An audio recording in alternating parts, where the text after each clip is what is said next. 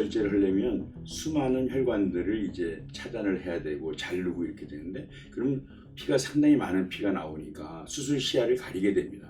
피를 안 내고 수술 시야를 좋게 하면서 할 수 있는 방법이 없을까 항상 생각하고 있었는데, 이 전기소잡기라고 하는 것은 그 당시에 정형외과나 신경외과에서는 조그마한 출혈되는 걸 지지기 위해서 쓰고 있었어요. 그래서 그걸 보면서 저것을 칼 대용으로 쓰면 어떨까 하는 생각으로 이제 사용을 하게 됐죠.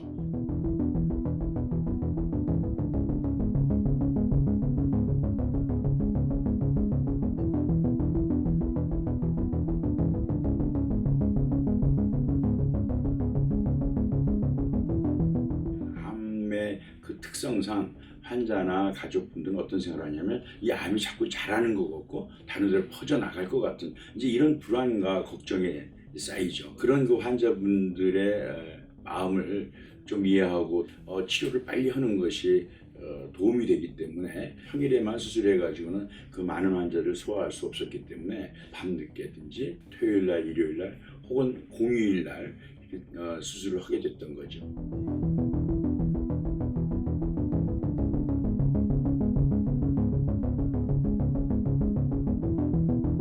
그 얘기를 들었을 때 머릿속이 하였죠. 내가 이제 막상 암 환자가 되다 보니까 가족에 대한 걱정, 또 내 자신에 대한 생각, 또 뭐 앞으로 미래가 이제 좀 캄캄해지는 이런 암담한 마음을 갖게 되었죠. 그러나 이제 조금 마음을 추스리고 의료진이 권하는 그 치료에 내가 성실하게 따라가는 것만이 이 병을 이겨내는 방법이라고 생각을 했고 7주에 걸쳐서 방사선 치료를 받았습니다. 위암이라고 하는 병은 말 그대로 위에 발생한 암입니다. 이 암이 어디 외부에서 들어오는 것이 아니고 위에 점막을 덮고 있는 정상적인 세포가 발암 원인들에 의해서 유전자의 변화를 일으킵니다. 그렇게 돼서 암세포가 되는데요. 특히 위암의 경우에는 소화기 암이다 보니까 식이습관이 상당히 중요합니다. 식이습관 중에서는 짠 음식이 가장 문제가 되는 것으로 되어 있는데요. 소금 자체가 발암 물질은 아닙니다. 그러나 짠 음식을 오랜 기간 섭취하게 되면 위점막의 변화를 일으키고 염증을 일으키고 이것이 지나다 보면 결국 음식물에 있는 발암 물질에 쉽게 노출이 돼서 결국 암세포로 변하게 되는 거죠. 헬리코박터 위염이라고 하는 이러한 그 위염도 위암과 상관관계가 있습니다. 헬리코박터 위염이 있다고 다 암이 되는 건 아니지만 헬리코박터 위염이 있으면 위점막의 변화를 일으켜서 마치 위점막의 세포가 장상피처럼 변화되고 더 지나가면 위이형성이라고 하는 조직 변화가 생기고 그리고 이제 암 단계로 들어갈 수 있습니다.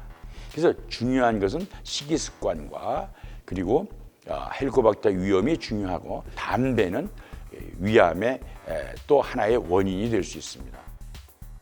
위암의 특이한 증상은 없습니다. 위암의 증상이나 위궤양, 십이장궤양 혹은 위염 이런 증상은 거의 비슷합니다. 근데 특이한 것은 내가 다이어트를 하지 않고 있는데 원인 모르게 체중이 감소한다. 이런 경우에는 한번 반드시 우리나라와 같이 위암이 흔한 이런 나라에 있어서는 위내시경을 통해서 위암 발생 여부를 진단하는 것이 필수적이라고 얘기를 하고 있습니다. 치료법을 결정하는 데 중요한 것은 위암의 병기가 됩니다. 다시 말해서 1기냐, 2기냐, 3기냐, 4기냐 이렇게 나누는 이 병기가 치료법을 결정하는 중요한 요소가 됩니다.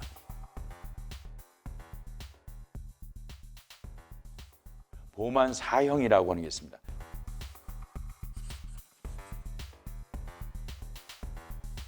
1형은 뭐냐면 이렇게 암이 종괴를 형성하는 겁니다. 이 덩어리를 형성해서 내시경을 보면 금방 알 수 있겠죠.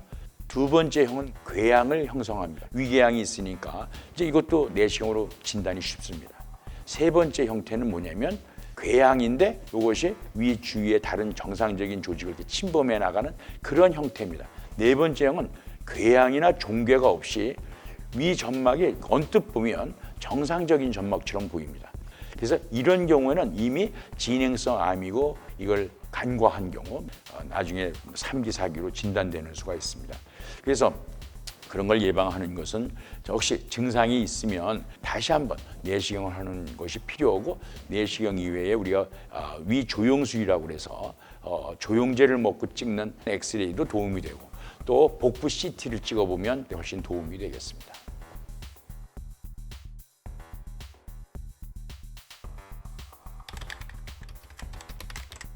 지금 일반적으로는 위암이 있으면 그 암 부위만 제거하는 게 아니고, 암으로부터 정상적인 위 조직으로 보이는 부위를 2에서 5cm 정도를 포함해서 제거를 합니다. 그 이유는 육안적으로는 괜찮아 보이더라도 현미경으로 봤을 때는 암이 주위에 퍼져 있을 수 있기 때문에 첫 번째 그렇고요. 그다음에 암이라고 하는 것은 위에만 있는 게 아니고 위 바깥에 임파선이라고 하는 대로 퍼져 나갑니다. 그렇기 때문에 위와 함께 림프절을 제거하기 위해서 통상적으로 제거하는 것은 위전절제를 하고 있습니다.